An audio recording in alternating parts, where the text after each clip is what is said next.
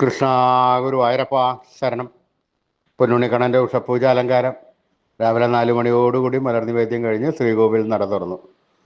പൊന്നുണ്ണിക്കണ്ണൻ അത് ശ്രീകത്ത് പുഞ്ചിരിച്ച് നിൽക്കണ്. നെയ്വിളക്കുകളെല്ലാം നിറഞ്ഞ് കത്തുന്നുണ്ട്. അതിൻ്റെ ശോഭയിൽ പൊന്നുണ്ണിയുടെ പുഞ്ചിരിക്ക് കൂടുതൽ ഒരു ഭംഗിയുണ്ട്. പൊന്നുണ്ണിക്കണ്ണൻ്റെ തിരുമുഖം ചന്ദനം ചാർത്തിയിട്ടുണ്ട്. നെറ്റിയിലൊരു സ്വർണ്ണഗോപിക്കുറി അണിയിച്ചിട്ടുണ്ട്. ചെവിയിൽ ചെവിപ്പൂക്കൾ വെച്ചിട്ടുണ്ട്. മാറത്തൊരു സ്വർണ്ണത്തലികവും ഒരു വീതി കൂടിയ സ്വർണ്ണമാലയും ചാർത്തിയിരിക്കുന്നു. പൊന്നിൻ കിങ്ങിണി കെട്ടി പട്ടുകോണകമെടുത്ത് ഒരു വെളുത്ത പട്ടും നീലപ്പട്ടും കൂട്ടിക്കെട്ടി ഞൊറിഞ്ഞെടുത്തിട്ടുണ്ട്. ആ വെളുത്ത പട്ടത് ആ വലതുവശത്തേക്ക് ഇങ്ങനെ ഞൊറിഞ്ഞിട്ടുണ്ട്. ഇടതുവശത്തേക്കായിട്ട് ആ നീലപ്പട്ടും ഞൊറിഞ്ഞിട്ടുണ്ട്. കാണാൻ നല്ലൊരു ഭംഗിയുണ്ട്. വലത് കയ്യിൽ ഓടക്കുഴലുണ്ട്, താമരയുണ്ട്. സ്വർണ്ണ കിരീടം ചാർത്തിയ കിരീടത്തിന്മേൽ 3 തിരുമുടിമാലകളും 2 വലിയ വനമാലകളും ചാർത്തിയിരിക്കുന്നു. അങ്ങനെ സുന്ദരനായി പുഞ്ചിരിച്ച് നിൽക്കുന്ന ആ സച്ചിദാനന്ദ കട്ടയെയാണ് നട തുറന്ന സമയത്ത് ഭക്തന്മാരെല്ലാവരും കാണുന്നത്. ഭക്തന്മാരെല്ലാവരും സന്തോഷത്തിൽ ആറാടി ആ പൊന്നുണ്ണിക്കണ്ണൻ്റെ തിരുനാമങ്ങൾ ചൊല്ലി കണ്ണൻ്റെ അടുത്തേക്ക് അതാ ഓടിപ്പോണു.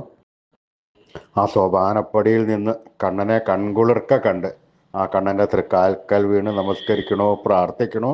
കണ്ണൻ്റെ അനുഗ്രഹം അവർക്കെല്ലാവർക്കും ഉണ്ടാവണം. ആ സുന്ദര രൂപം, ആ സച്ചിദാനന്ദ കട്ട പുഞ്ചിരിച്ച് നിൽക്കുന്ന രൂപം നമുക്കും നമ്മുടെ മനസ്സിലേക്കൊന്ന് ആവാഹിച്ചാലോ?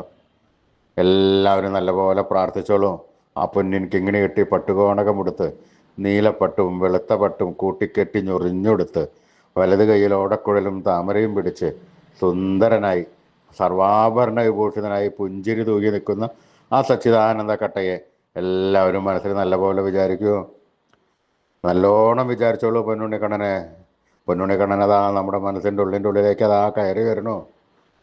ആ പൊന്നുണ്ണിക്കണ്ണൻ അവിടെ എത്തിക്കഴിഞ്ഞാൽ ആ കണ്ണനെ അവിടെ കൂട്ടിപ്പിടിച്ച് അവിടെ നിർത്തി അവിടെ പ്രതിഷ്ഠിച്ച് ആ കണ്ണനുമായി കുറച്ചു നേരം സംവദിച്ച് ആ കണ്ണനെ ഒന്ന് കൊഞ്ചിച്ച് ഒന്ന് ലാളിച്ച് ഒരു മുത്തം കൊടുത്ത് ആ കണ്ണൻ്റെ തൃക്കാൽക്കൽ വീണ് നമസ്കരിക്കാം, പ്രാർത്ഥിക്കാം. കണ്ണൻ്റെ അനുഗ്രഹം നമുക്കെല്ലാവർക്കും ഉണ്ടാവും. സ്നേഹത്തോടുകൂടി കണ്ണനെ വിളിക്കുക എല്ലാവരും. നാരായണ നാരായണ നാരായണ.